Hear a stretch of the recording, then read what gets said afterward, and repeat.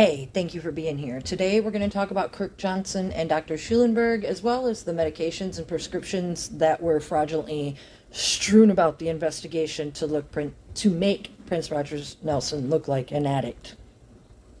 The evidence I'm reading from is straight from the investigation files, of course, and I'll be skimming. Here I want to introduce Kirk Anthony Johnson. Kirk said he first met Prince in 1984 as a dancer in Purple Rain. Kirk said from 89 to 92 he was a band member, 92 to 96 he assisted with drums and producing, and from 97 to 2000 Kirk worked again as a drummer in Prince's band. Kirk said he left for a short time to pursue his career as a health and fitness instructor from 2000 to 2009. From 2009 to present he was hired as Prince's building property and security manager. Now, what's relevant about that, you guys, is when he left to go be a career and fitness instructor, that was with the Lifetime Fitness, and those that's relevant because the pilots for the Lifetime Fitness, the pilots that they hired to fly the jet to Moline also piloted flights for Lifetime Fitness, of which Kirk used all the time. So that's what I wanted to say about that. He's kind of an all-purpose, everything you need over there at Paisley Park. Anyway, what Kirk alleges, he said a week before the emergency landing, that would be the 7th, that Prince was seen by Dr. Schulenberg and given fluids because he wasn't feeling good. Kirk said Prince was complaining about tingling in the arms and feeling dehydrated and needing fluids. Kirk said he took Prince to 212 Ridgeview Emergency Center a few years ago when Prince was complaining that he was really dehydrated and needed fluids. What's relevant about that, you guys, I explained in my other videos, is that would be October 23rd of 2015. If you look at the Carver County incident report, it shows that a ambulance from Chaska picked up a male person and took him to Ridgeview Emergency Center. And while they were at the emergency center, the doctor that evening wrote the notes that the patient declined any interference because they wanted to be as natural as possible, but that the doctor prescribed Zofran and vitamin D. Now, Zofran and vitamin D are the same thing that is prescribed on April 7th by Dr. Schulenberg. And we'll get to that a little bit later, but I wanted to mention the 212 Ridgeview emergency visit because, again, I am alleging that that is Kirk playing Prince. And so when Kirk refers to Prince, he's referring to his alter when he plays Prince. And I think they might be one and the same. That's just one of the possibilities. So, again, these stories, they sway, but you stick with me, you'll know it all by the end. So, you guys were to believe that, Kirk is Prince's best, dude, his right-hand man, and so Prince isn't feeling good, or they're supposed to do the concerts on April 7th, and Prince isn't feeling good, so he allegedly contacts Dr. Schulenberg at 5:45 a.m., and Dr. Schulenberg responds at 6:45 a.m. to Paisley Park. But what's interesting, you guys, is, Kirk isn't that big of a superstar, but he texts his doctor, who has been his doctor for 16 years, first of all. Dr. Schulenberg testified to the fact that he was originally contacted by Kirk in the fall of 2015. That would be around the same time as that Ridgeview emergency visit. He was contacted in 2015, but nothing came to fruition until April 7th. So, their contact goes back and is more so than the media explains. Here in Schulenberg's words, he says at the time the idea was just have a physical and check Prince out. That never happened. Schulenberg said he wasn't contacted by Kirk again regarding Prince until approximately 2 weeks prior to Prince's death. Schulenberg said on April 7th, 2016, he received that message at 5:45 asking if he would be able to help out by administering some IV fluids, and that he responded by 6:45, that he did a physical exam asking Prince about his medical history. And then Schulenberg said since he could not administer IV fluids to Prince at Paisley Park, he arranged, now there is the word you need to listen to, Schulenberg arranged for Prince to meet Schulenberg at his office.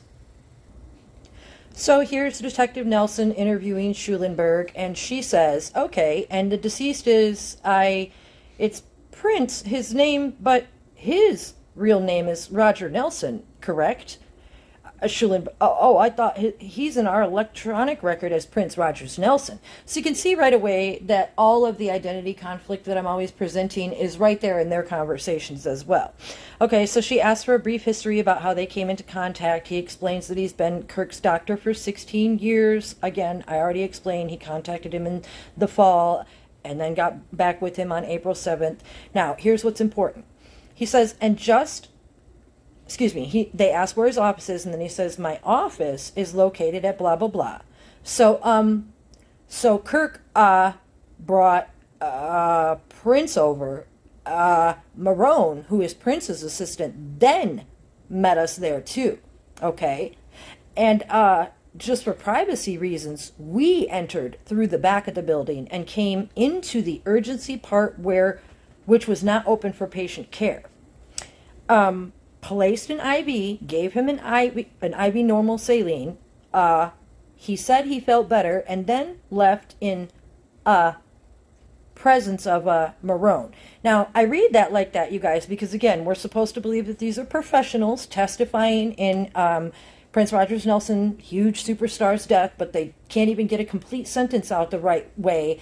And if you consider the fact that he says we entered through the back of the building and came into the urgency part, which was not open for patient care, through my investigations, you guys, and please correct me if I'm wrong, I did research at the 15450 Highway 7, and the part that he's talking about, the urgency, see, when they showed that CCTV video of them entering through the back of the video, I believe that took place on April 7th, and that was Kirk and Marone that was on camera, and that's why he says that he left in the presence of Marone, because of the cloning and the people dressing up in different identities.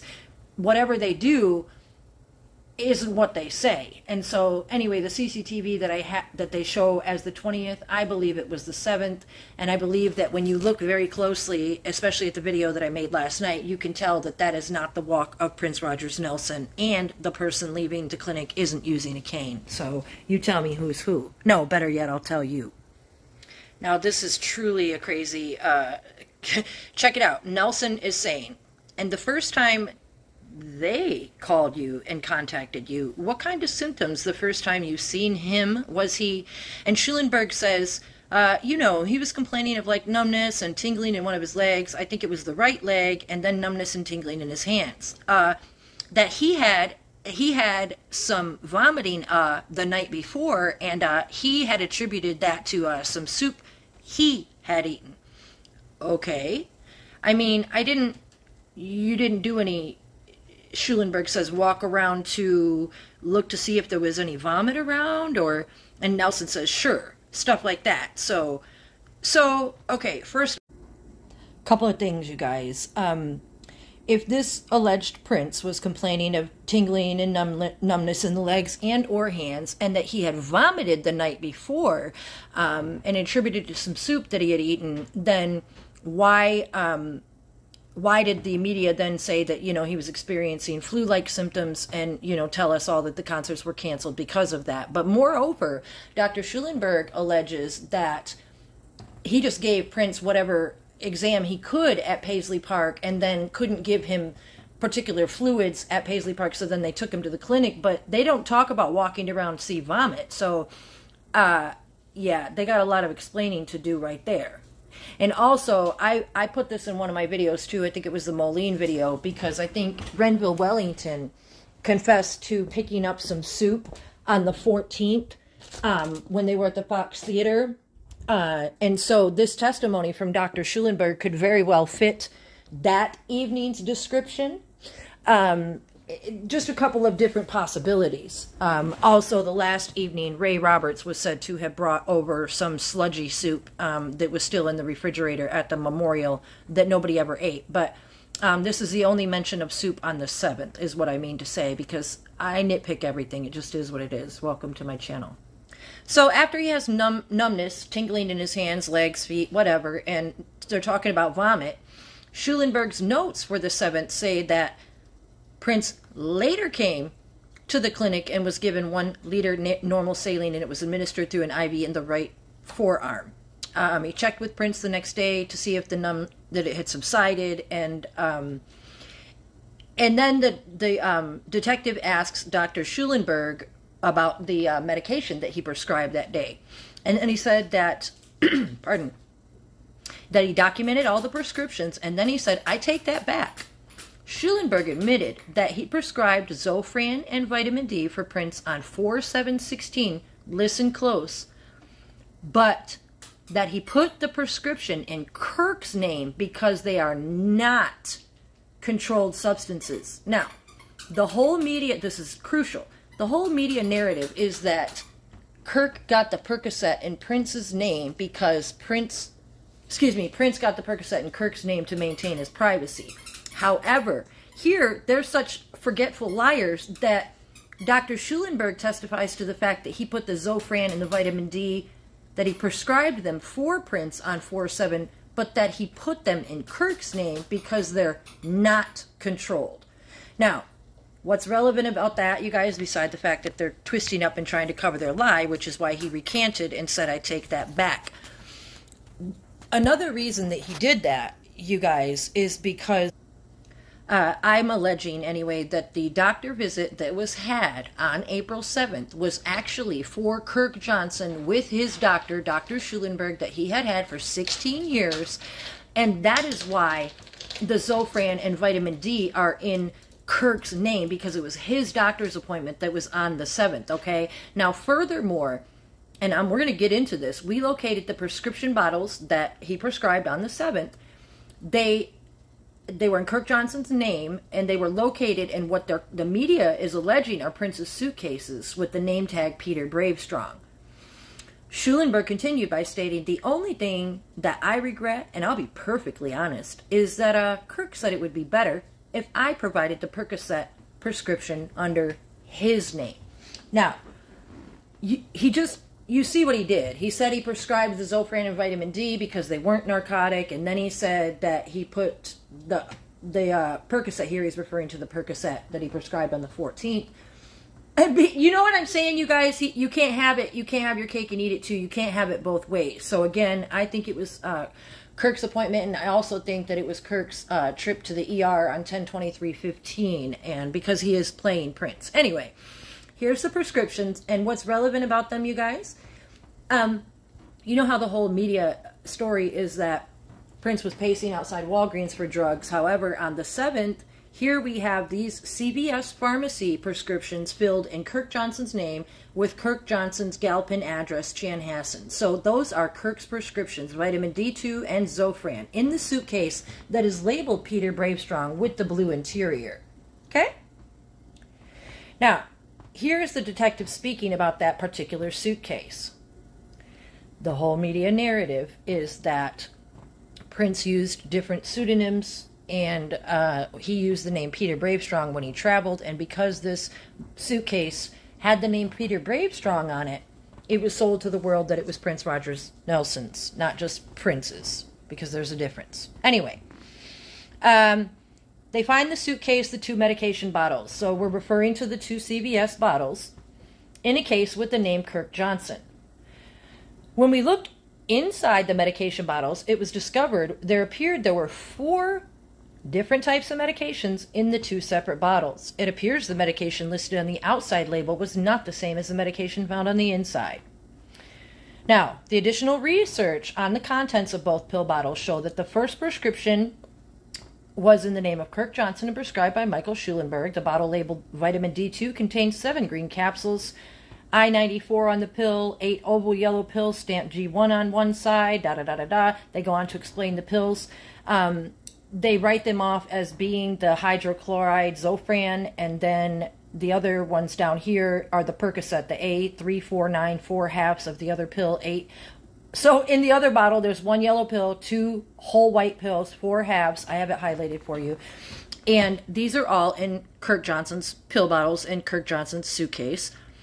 Again, CVS bottle under the name of Kirk Johnson with the said name, vitamin D2.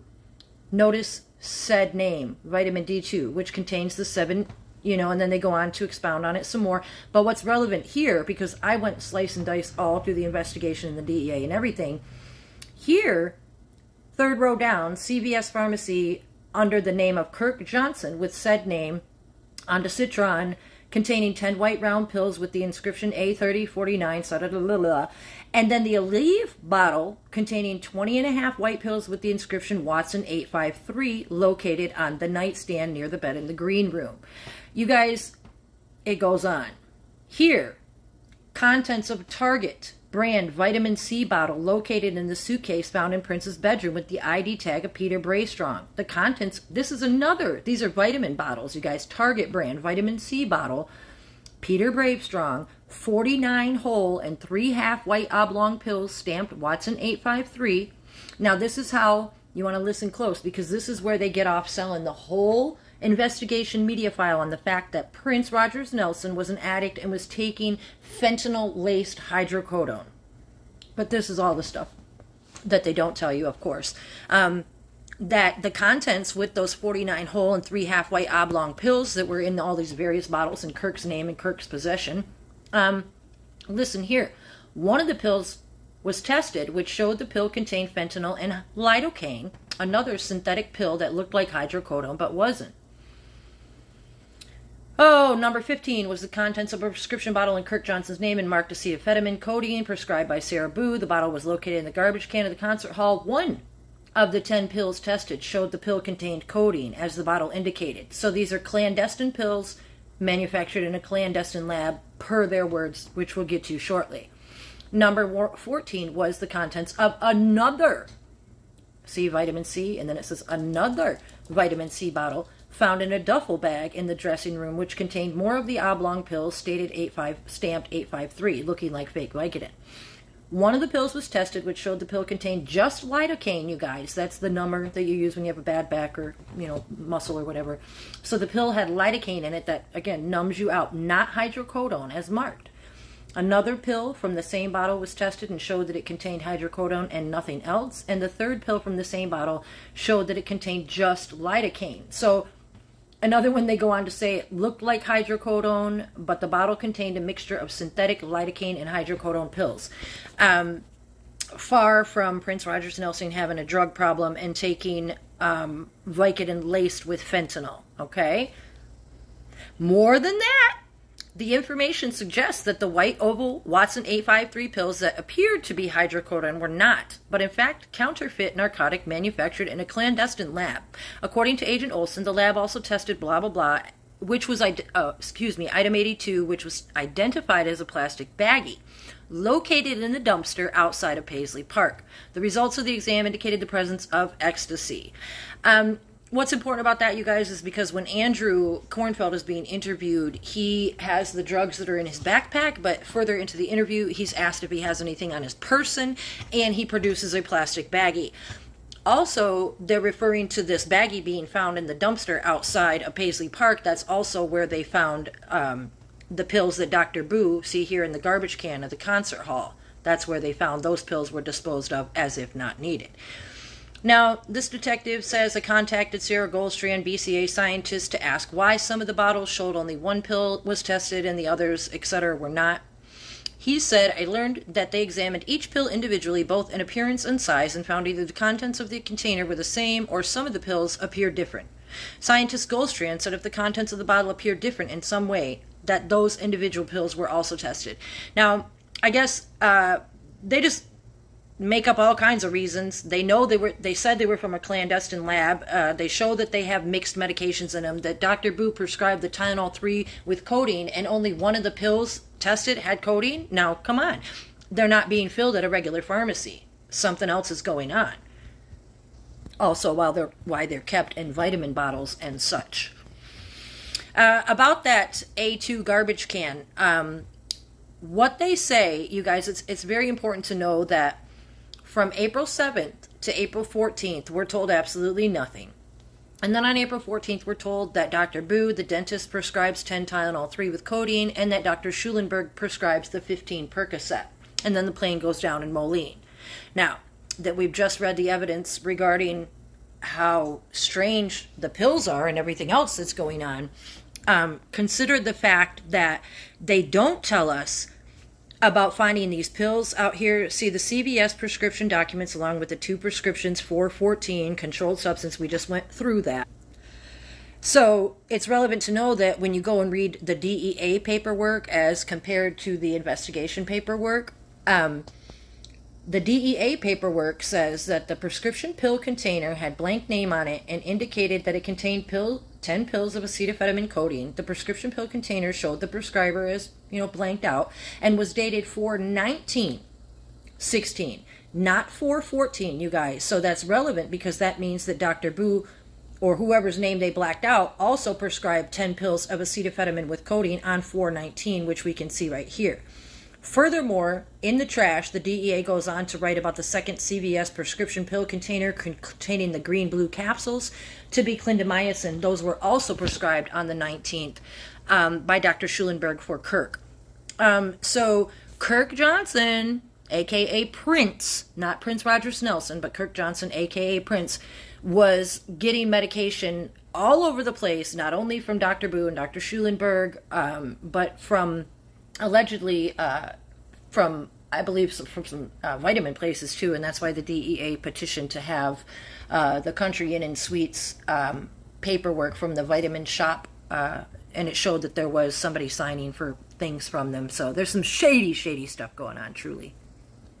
What's truly hilarious here, you guys, is Kirk told me that he did not know where Prince was obtaining the narcotic medications. Kirk told me that Prince never asked Kirk to get a prescription for him.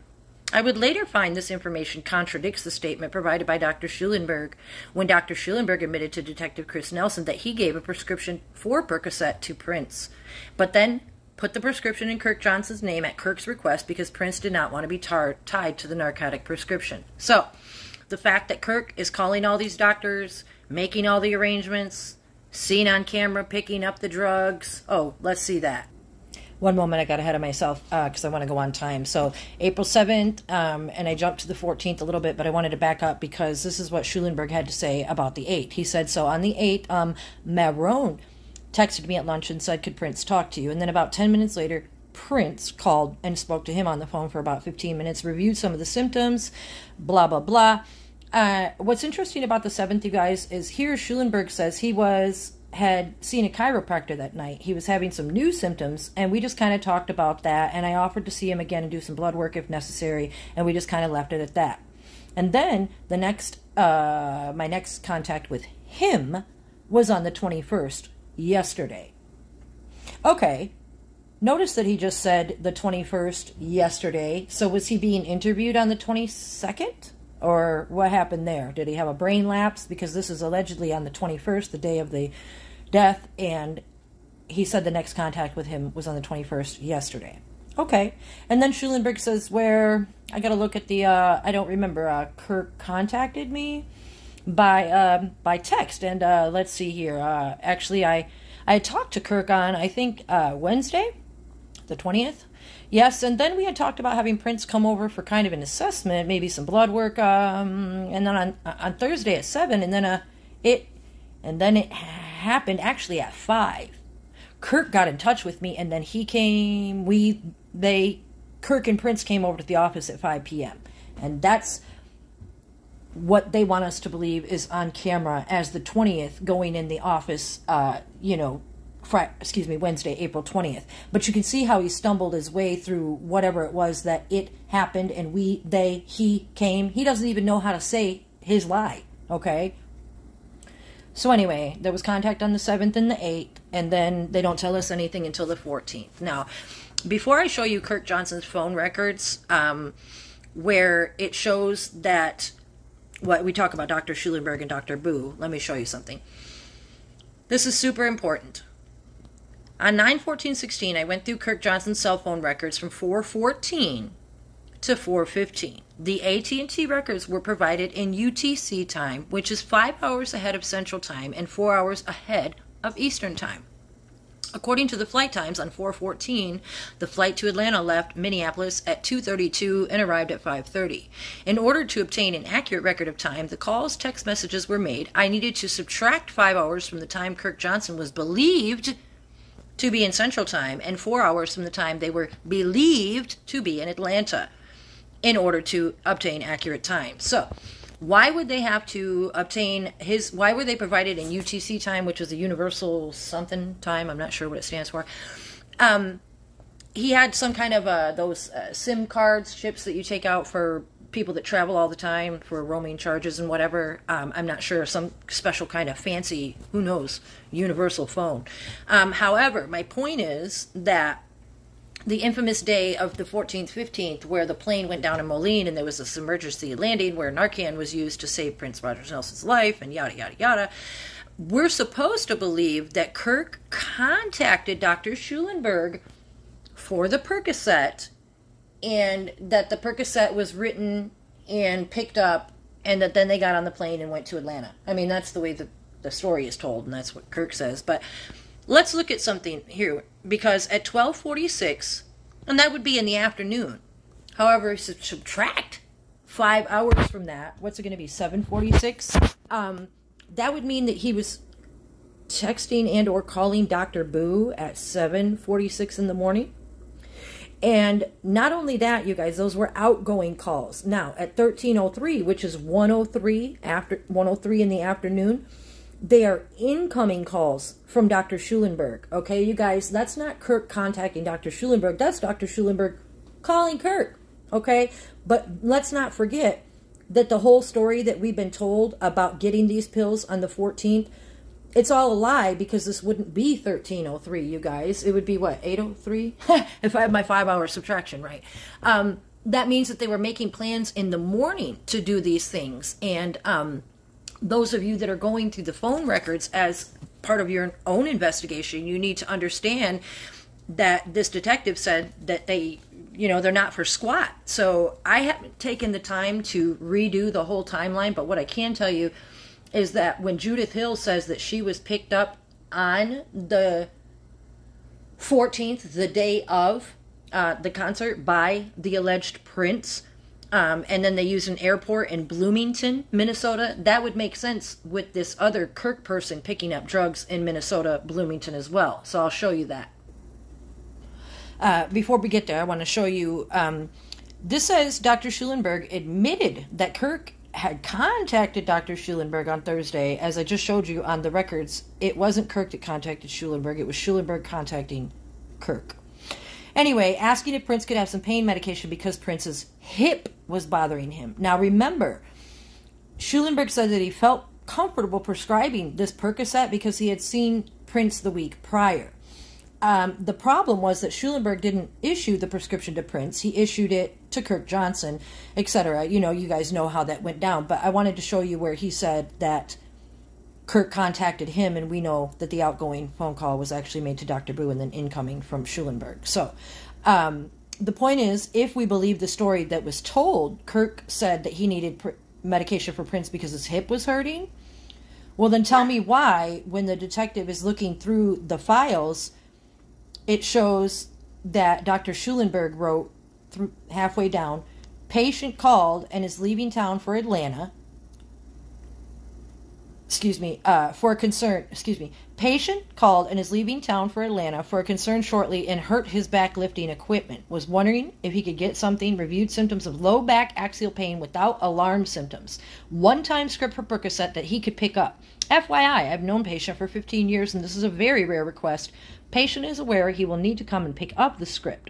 So what's relevant about that, you guys, is as I told you, there's Prince and Kirk.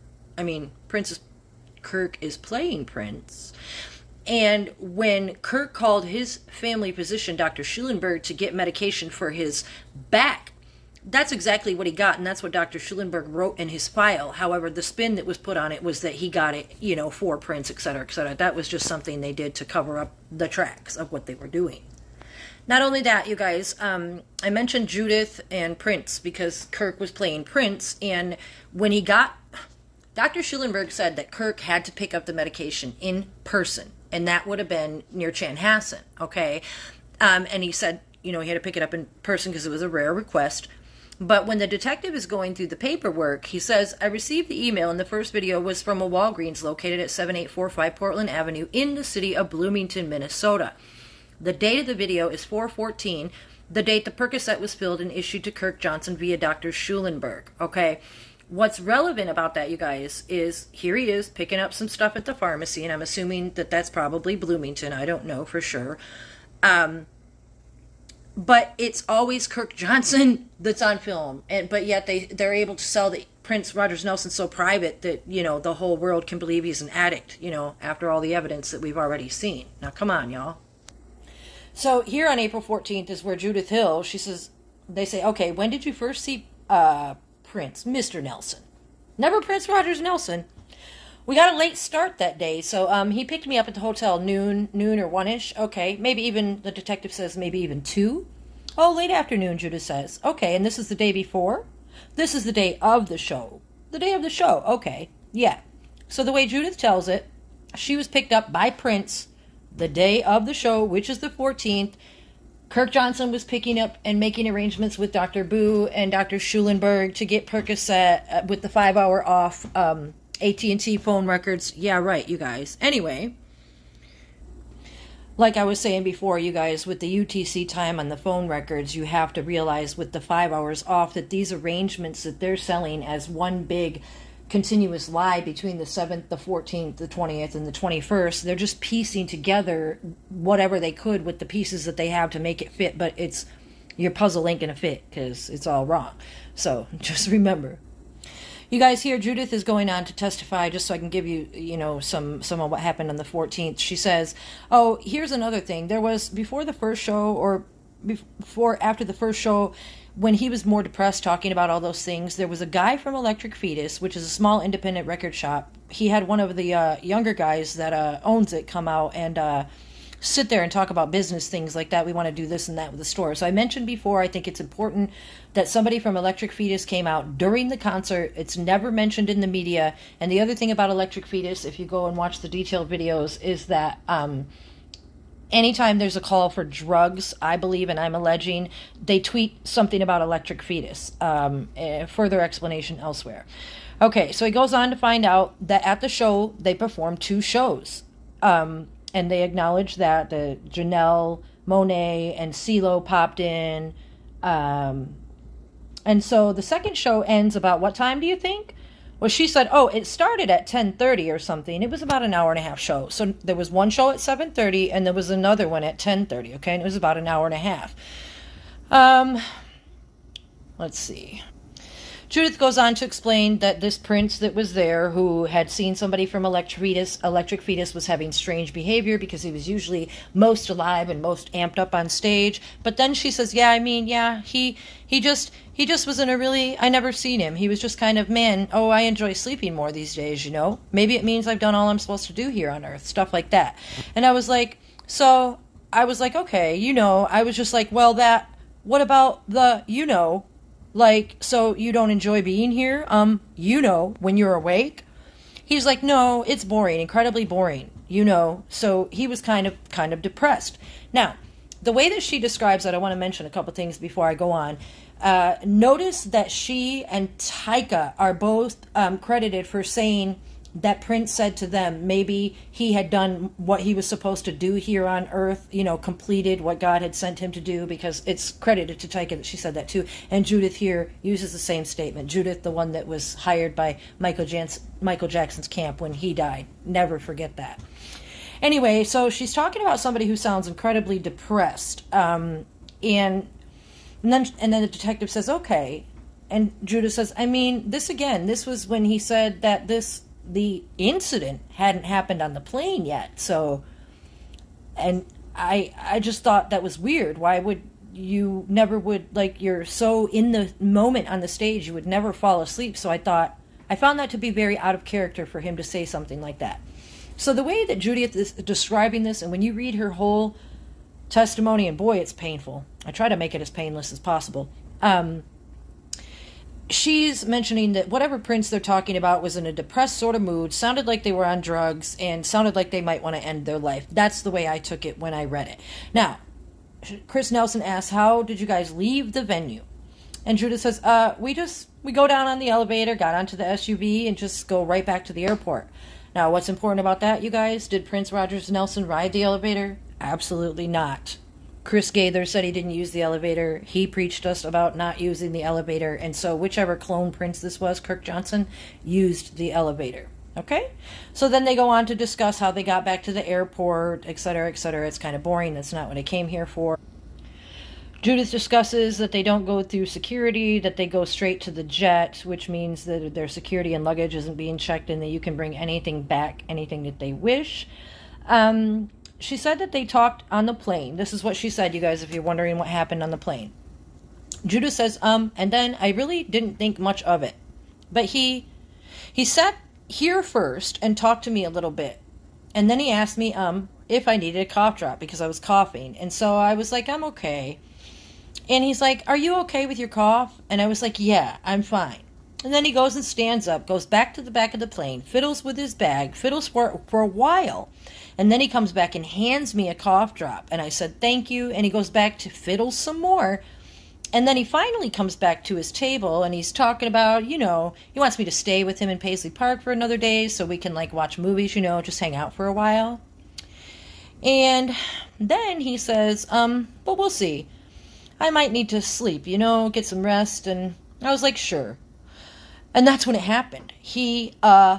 The lady had already brought his food out, and then he just took a couple bites and then he just looks down and I looked like we were both going to kind of prepare to sleep or whatever. And his eyes were fixed and he just kind of looked down and he just kind of did one of these and this again. And then he just went like that. And I thought it was weird. Now, Judith just described somebody dying in front of her face is what it sounds like to me. Did this and then that again and then just went like that. Okay? And then, go on, what happened then? So he nods off and then I hear some water spilling. I look under the table and he still has the water bottle in his hand and it's spilling. And I was immediately I got up and I went straight to Kirk. I woke Kirk. I said, hey, Kirk, I don't know. Okay, was Kirk sleeping during this time? Yeah, she said. She goes on to say, I was like, I don't know. So he gets up and he sits next to Prince, and that's when he shakes Prince. Nothing. I was freaking out, and we both got up. Kirk and I went straight to the cockpit, and we're like, we gotta land, we have to land. So Kirk is telling them they gotta land, we have an emergency situation, and then we gotta get back, and he's just holding Prince, and he's like, Prince shaking, no response. And I was like, is his heart beating? And then he felt his chest, and he's like, yeah, and I was like, okay. And then he kept shaking Prince, nothing. And then, Mrs. Hill, did you have an inkling of what was going on? Are you thinking something? She says, I thought he was dead. Okay. I was like, he looked dead, and I was freaking. I was just like, my heart was pounding. That's why I kept asking if his heart was beating, because he looked dead to me. It looked lifeless. He's like, I don't know if you would call that fainting. That's not fainting. He looks not alive. Okay, there's nothing there. There's no response, nothing. Kirk was shaking him. He was just limp, and there was nothing. So to me, you guys, that sounds like somebody died right then and there. Okay, whichever look-alike clone, whoever that was at the time. What you need to know, you guys, is according to the flight tracking reports, the Dassault Falcon that they say took off from 12:41 from Atlanta. That would be after the second concert. It said that it landed in Moline when Mrs. Hill witnessed Prince fall unconscious. That's what the media reported, that he fell unconscious. And then it credits her saying if she had glanced away in that instant down or at her phone or purse, she might have thought it was he simply dozed off. Thankfully, I happened to be looking into his face. So you see how the media differs from what's actually reported out of her mouth? I mean, that should tell you everything you need to know right there. Anyway, moving on, you guys talking about the 14th, 15th. What's relevant, if you remember back when Judith said that there was two concerts, one at 7:30 and one at 10:30, you can see here where this plane that's said to have departed from Hartsfield-Jackson Atlanta International at 12:51, that would be after the second concert.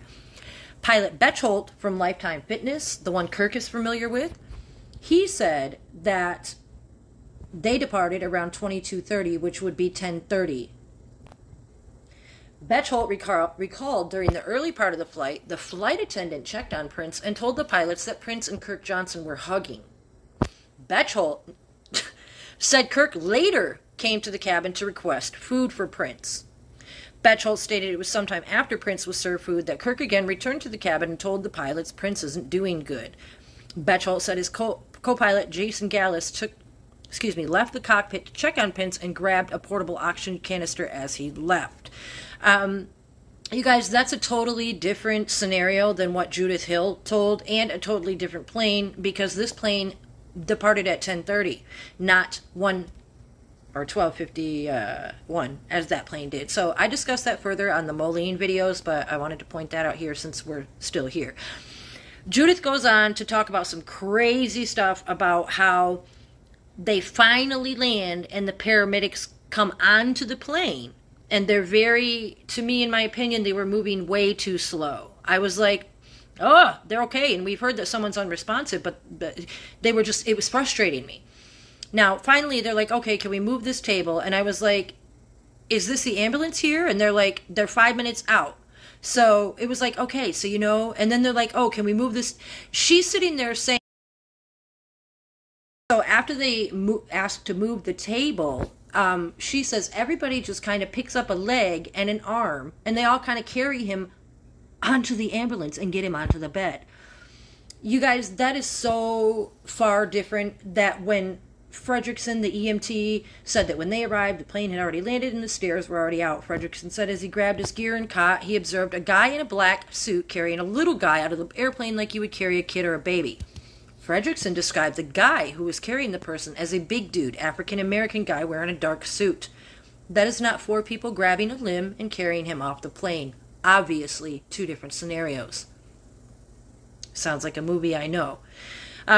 The media alleges that Kirk Johnson was the one that carried him off the plane. However, Kirk Johnson is a little guy, 5'4" perhaps, so he would never be described as a big dude carrying a little guy out of a plane like you would a baby, okay?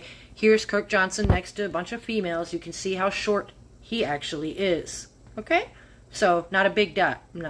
Nope. See how short he is? Now, also, Fredrickson reports that when he attempted to go up the stairs to meet them, Kirk Johnson told them that he would be coming down. That's totally different than the scenario that Judith Hill told, who is supposed to be an eyewitness, who said that the people came jam-rodding onto the plane, moving tables around, grabbing limbs, and carrying him off the plane. So, come on, you guys.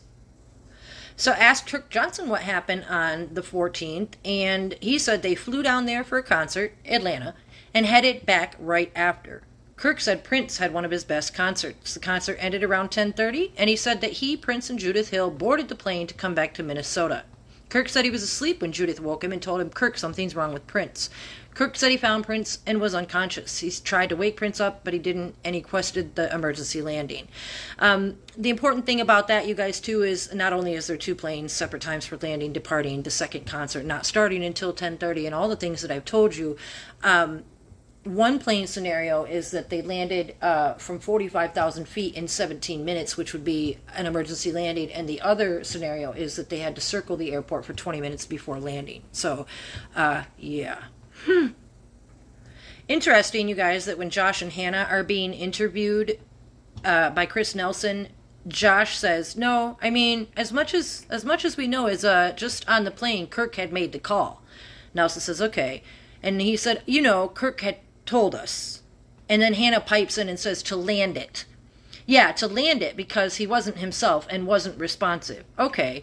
And so when they landed in Moline, yeah. So listen, Hannah jumped in and said, Kirk had told us to land it. Hannah said. So to me, it sounds like they were on the plane. Otherwise, she wouldn't have piped in and said that. And then they try to correct it, you guys. Another scenario, you guys, is when Chris Nelson is interviewing Schulenberg. He says, I didn't hear anything about the emergency landing. She says, okay. And then he had an emergency landing in Illinois and was in an ER for 3 hours to get IV fluids. So even Dr. Schulenberg is given a completely different testimony. So you got to ask yourself how many plane landings they're trying to sell, okay?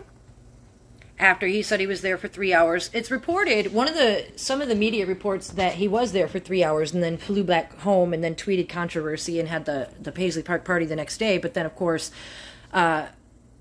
here from Moline, the Dr. Wright said it began to be more of a monitoring situation, blah, blah, blah. Her shift that night was from 15:30 hours to 4 a.m., but she stayed until 7:30 a.m., so that is a far cry from being 3 hours.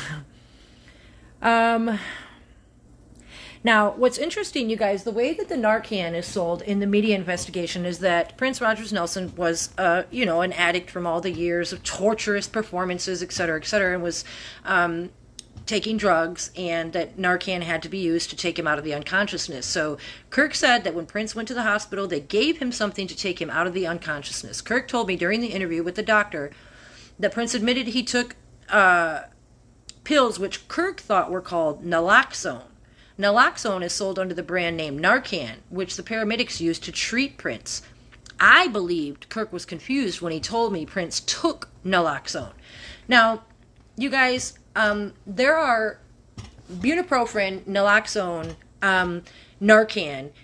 It's used for more than just reviving addicts. It's used for pain relief, okay? A lot of people who are in pain are using it. A lot of people, it can be used from, revived from like cardiac arrest, septic shock, various things like that. So the fact that the fact that the media sold that Narcan was used doesn't mean anybody was addicted to anything other than pain management, which is why Recovery Without Walls is being sold as a pain management, resuscitation agency, for lack of a better word.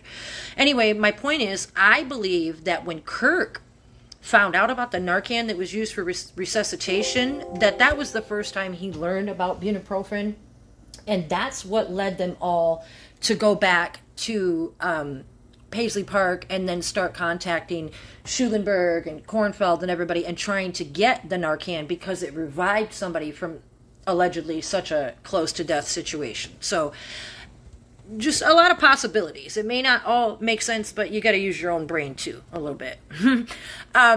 You guys, the point is, and I've told you before, they were practicing pharmacology MK Ultra style with Andrew Kornfeld, and that's why you would see tweets like this, "I am transformed." After the plane goes down on Moline, April 15th, we see this tweet, "I am transformed." Like all these drugs and all this stuff, and no. It's all that astral traveling they want us to believe is going on over there at the X Center. Anyway, if you don't know about Andrew yet, you guys, we touched on him with the double identities. Go watch his video, Serious Pharmacology there. Dr. Mancha told us that Kirk Johnson followed her out of the room and expressed concern, asking her if Prince could have really died. Mancha said she explained Narcan to Kirk, even writing it down on a piece of paper, and explained how serious it was. Dr. Mancha said she got the impression from Kirk that he had no idea what Prince was taking. Using Narcan for pain management is my point. Dr. Mancha said she told Kirk that when they got back to Minnesota that she should take him to a doctor that could help. And that's what I mean when I say that they started trying to find out if Dr. Schulenberg could write for bupropion, which he couldn't because you have to be specially trained to write for Suboxone. This Rands, the EMT Rands, told me several times that Kirk had to be reassured numerous times about not having the fire personnel talk about the incident to the outside world. They talked to him about HIPAA laws, blah, blah, blah. Just like I was saying, you guys, Narcan can be used to reverse respiratory depression that occurs with opioid overdose, and it can help with blood pressure support in the event with septic shock, all kinds of stuff, cardiac arrest patients. So it also can help seizures and the irregular heart rhythm that may be caused. So just because someone was treated with Narcan does not mean that that was a life-saving drug addict.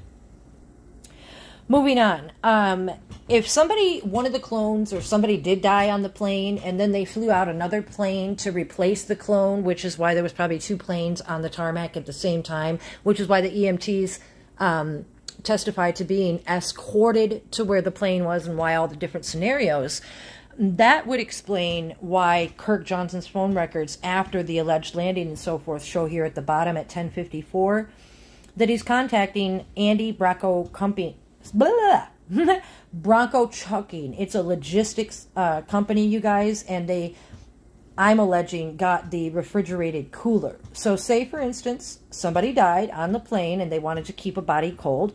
You're going to get a hold of the logistics company and get this carrier refrigerated style truck on the back of Paisley Park, which is all jacked up, nice and neat, right by the tour bus. Okay, I'm alleging that's what they got at that time.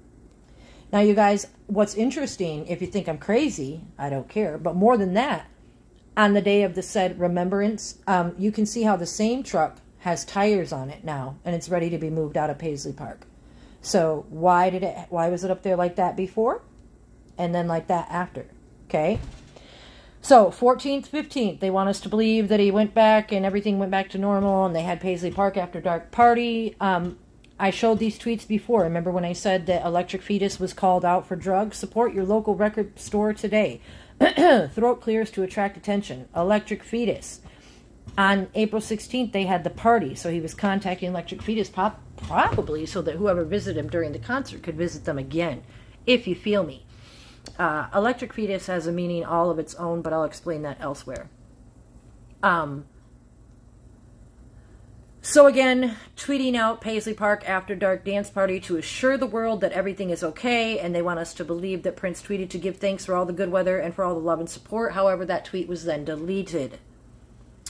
Marone Bacure, who was, right-hand girl on April 16th, writes, after all this, somebody dying on a plane going down, emergency landing, all this and that, Marone tweets, that's how we roll. Great team. Thank you. All the laughy and smiley faces. I wonder why they're having such a good time over there rolling around on the 16th, that PPAD. Okay? The pictures around Paisley Park, it's interesting. I can't zoom in on the date. However, this Federal Express package was sent to Kirk Johnson at Red Fox Circle address in Chanhassen. And remember that he used well, I don't want to get into that. Anyway, this package was photographed and it was sent on 3/16, which is why I have it relevant, because it was on the same day as the Paisley Park After Dark party. Then the media alleges that on April 17th that he tweeted out a Recasto dress with "fam like this you can't miss." So that everything just went right back to normal is what they're saying after the landing and everything. Even after being sick on the 7th, canceling concerts, Kirk getting all the drugs that we already went through on the 14th and all this. Everything's going right back to normal. Got to show the world everything's okay. Perfect picture from the outside. Pretty house don't make a home. More than that, Kirk told me he did not even see Prince on Sunday, April 17th. Kirk did not think he saw Prince again until Tuesday, April 19th, around 8 o'clock, when they had a meeting with Prince, Larry Graham, Marone, and Kirk. Why would Kirk be doubly talked about like that, you guys? See what I mean? Kirk said Prince had canceled shows on Monday, Wednesday, and Friday of that week, which would have been the 18th through the 22nd, because of what happened in Atlanta, and they were trying to urge Prince to take a break.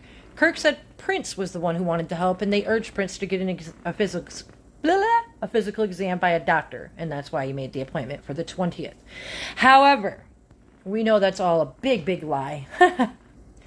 What's interesting about the 17th also is if you go to the Beautiful Ones book, and I believe it's the first page, Dan Peipenbring writes that when Prince calls him to tell him that he's okay and not to believe everything the media is saying, that it's the first time that Prince had ever called him on his cell phone.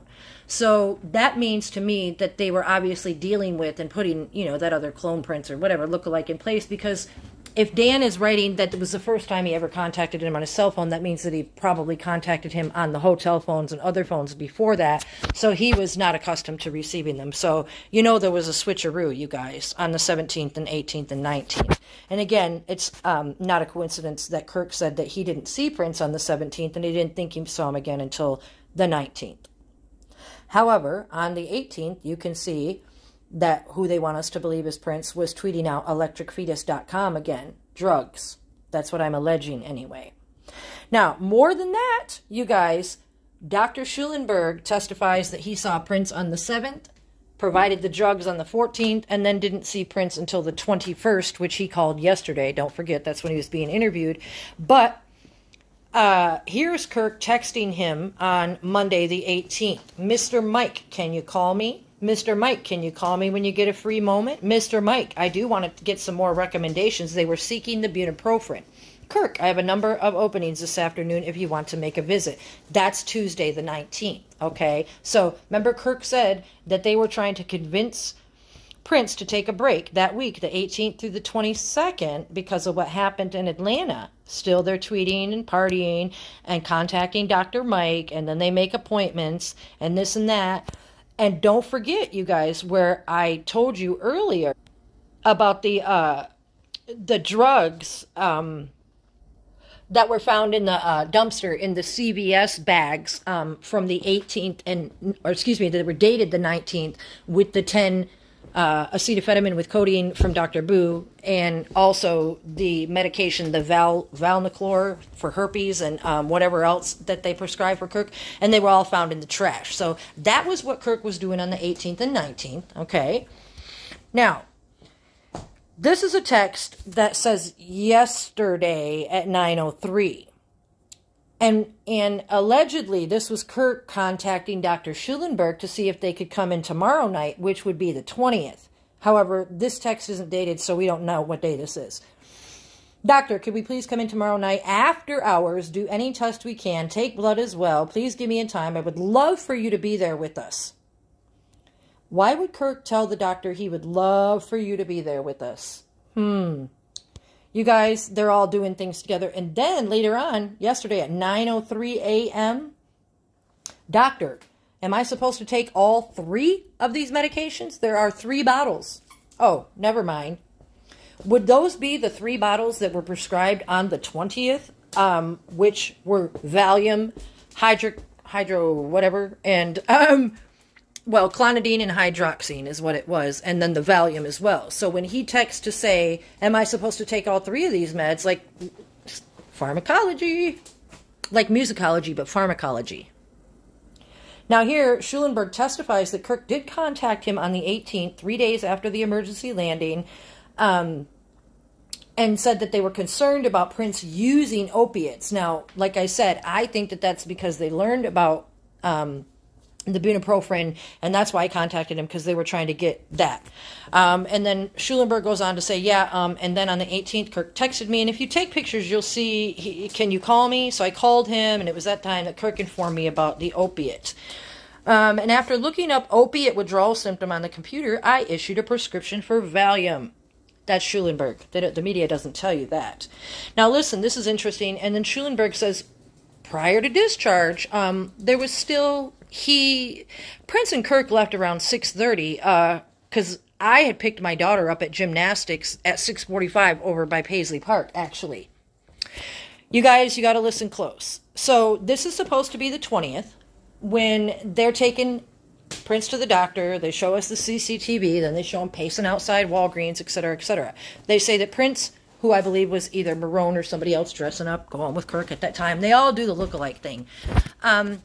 But the fact is that prior to discharge, there was still he. And then he says Prince and Kirk left around 6:30 because I had picked up my daughter over. Why would he say he was picking up his daughter at gymnastics at 6:45 on the 20th, unless perhaps he dropped he back off at Paisley Park, and then when we saw Kirk in the black SUV and the alleged Prince pacing outside Walgreens, that was Marone dressed up as Prince, because you remember earlier when I said that Dr. Schulenberg testified that Prince left in the presence of Marone.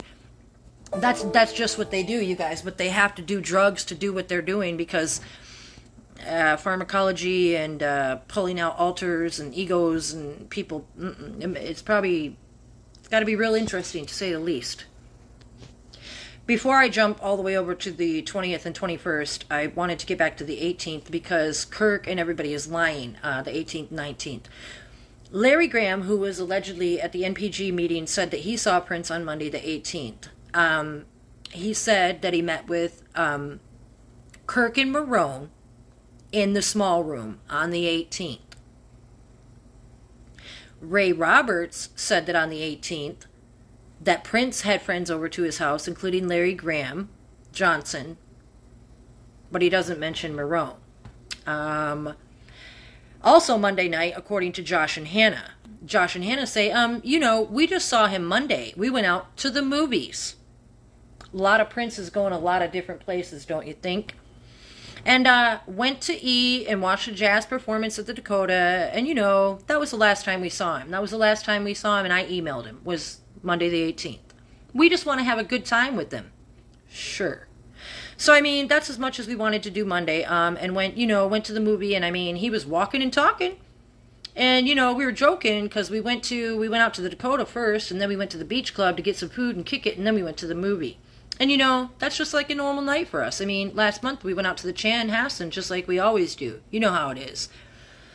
You guys, they're always saying that Prince rented out a theater and that they all went to the theater to just hang out and watch movies. Well, notice that not only is everybody with him on the 18th, except for Kirk Johnson, of course, nothing is ever mentioned about Josh and Hannah in the media, but of course they're just telling us that they're there, but going out to the movies, not meeting in the small room at the NPG club. You guys, what's interesting, Josh and Hannah said that they went to the Dakota, the beach club, then out to the movies on the 18th, Monday, when, of course, Graham and Kirk reported meeting in the small club. Kim Pratt, the limo driver, also testifies to going to the Dakota club and then to the theater, but instead of the Chanhassen Theater, Kim Pratt says it's the Edina Theater, so they can't get their story straight on that either, you guys. And because I've gone over that before, I just wanted to skim. Now, between the 18th and 19th, there's all kind of texts in the background, all kind of things going on, where it's supposed to show us that Prince is still alive and emailing with the JR email and Stella Blue and doing all kinds of things. The point is, during all these emails that are provided, even though they're J.R. Ramadan, it's supposed to be Prince, like the Peter Bravestrong suitcase is supposed to be Prince. Even if their story was true, where they were going out on Monday and Tuesday the 19th, who they want us to believe is Prince wouldn't be at home emailing, telling people, sorry about that, you guys, that so-and-so wants him to sing The Most Beautiful Girl in the World at Mother's Day special. They want us to believe that Prince didn't have a phone, didn't use a phone, and that they were out and about on the 19th. And what I'm trying to show you is that there's emails all throughout as well. So while all that's going on the 18th and 19th and being lied about and Dan Pipe and bringing everybody's testimony is completely different, you guys. This was a tweet that was made. Let me turn that around. Also on April 19th, a death announcement. About 11 a.m. Eastern Time on Tuesday, April 19th, our beloved musician Prince passed away. Prince was born in Minneapolis, born but not missed but not forgotten. Please show your sympathy and condolences by commenting and liking this page. This was something I found where it said hundreds of fans immediately started writing their messages of condolence on their Facebook page, expressing their sadness that the talented 57-year-old musician had died. They tried to say that that was a fake tweet. It's not been very highly publicized, but I've been tracking this stuff for a long time, so maybe something actually did happen on the plane and or on the 19th. It surely didn't happen the way they told it, is my point. So then we're to believe that they went in at 5 o'clock on the 20th, and they arranged it again because the clinic is empty, per Schulenberg. And from the notes that he wrote on the 20th, it says, patient is a 57-year-old male who presents with a friend today, Kirk Johnson, for feeling antsy. Symptoms started today. He thinks it might be related to stopping Tylenol, the last of which he took this morning. When questioned if the Tylenol contained any other ingredients, he stated that he did not know. Independent sources have informed me the Tylenol also contains hydrocodone. There has been no nausea or vomiting. He has not had any of the neurological symptoms he had last time I seen him. Denies any pain, blah, blah, blah. My point is, you guys, after Dr. Schulenberg allegedly saw Prince on the 7th, gave him fluids in an office that was closed for patient business, lied about transporting, lied about how he was contacted on the 14th, lied about being contacted on the 18th and 19th, and all of these symptoms that don't go together. And then he asks if the Tylenol had any other ingredients in it. He obviously knew more than what they're alleging. So, anyway, after knowing all that, I continued to read the notes and learned that Schulenberg ordered medications for Prince, and they were clonidine, hydroxine, and Valium. Oh, golly gee. When they had this Prince take a urine test on the 20th, it did come back positive for opiates, but that was only because of the Percocet that was consumed on the plane. Those results that they showed, the 253 NGs per liter and 87 per, those are below the cutoff point. I know because I've taken these medications and they shouldn't have even been registered. I'm only mentioning that because You'll notice that on 420, it only had a little bit of opiates in it, but absolutely no fentanyl. Remember, the media narrative is that he was taking fentanyl-laced hydrocodone, which would have literally been in his urine on the 20th, but it wasn't. During the appointment on the 20th, Dr. Schulenberg obtained the vitals, and he wrote that this patient was 109 pounds and 5'4", not 5'2". Just FYI. Now, what I also found interesting, you guys, is hydroxine is like Benadryl, if I'm not mistaken. Clonidine will put an ADHD child out for the evening, or an adult. It depends on how much you take. Valium also. So if you prescribe hydroxine, Valium, and clonidine and take them together, well, then you could know why Kirk was texting, "Doctor, should I take all three of these medications together?" Now, also, the presence of Benadryl, the diphenhydramine, and some other medications can possibly trigger a false positive for fentanyl. So I just thought that was interesting because the hydroxine being a Benadryl-like product, that maybe it made those fentanyl levels higher than they said. I'm not sure. I just thought it was worth mentioning. So here we get back to him saying, and last night when he left, did he seem like he was in good spirits? Yeah, he walked out. He appeared comfortable. He left with Kirk, and that was around 6:30. And then he goes back to mentioning how he picked up his daughter at gymnastics around 6:45 over by Paisley Park. You guys, I feel like that's truly relevant because when you listen to Jim Olsen during the PBS press conference, he literally says that Prince was dropped off at Paisley. Check it out. That he was last seen about 8 o'clock Wednesday night. Where was that? At Paisley Park. She had been dropped off tonight. Where was that? At Paisley Park. She had been dropped off. So, you guys, Jim Olsen said that Prince was dropped off. Dr. Schulenberg said he picked up his daughter at gymnastics at 6:45. So let's go see what Marone had to say. Marone said that she saw Prince last around 4:30, and she said that she was supposed to go to the doctor with Prince, but she was told she wasn't needed and then left. Marone said, "I went back to my room and came back because the chef would have come at like 7. Yup. So we had a cook, packed up food, and so I had to let the chef in." So Marone says that she left around 4:30, went back to her room, which she would be referring to the Country Inn and Suites allegedly, unless she was referring to her room at Paisley, and that Ray Roberts testifies that she asked him to pack up food and drop it off pre-prepared. Now, Marone says that the chef would have come at like 7 and that she had to be back there to let him in. Roberts further testifies that while he was at the studio, Kirk Johnson and Marone Bacure were sitting around in the media room around a table. Roberts said they were talking. Roberts stated they talked about Roberts being early. Roberts explained that Bacure asked Roberts to be at the studio around 8. Roberts stated that because he was early, he saw Prince arrive at the studio. So, you guys, Jim Olsen says that he was dropped off.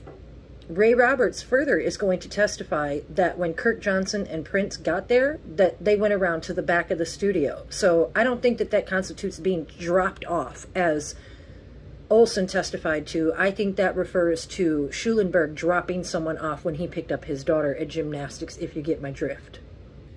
For the life of me, I can't find the rest of this file. But here, ICR 160125559, Roberts stated Kirk Johnson and Prince arrived at the studio and pulled into the studio. They waved Roberts in. Roberts stated Johnson and Prince went to the rear entrance. Roberts stated Johnson walked through the studio and let Roberts into the front entrance. That is a lot different than Jim Olsen saying that Prince was dropped off and last seen at 8 o'clock, you guys. That doesn't work.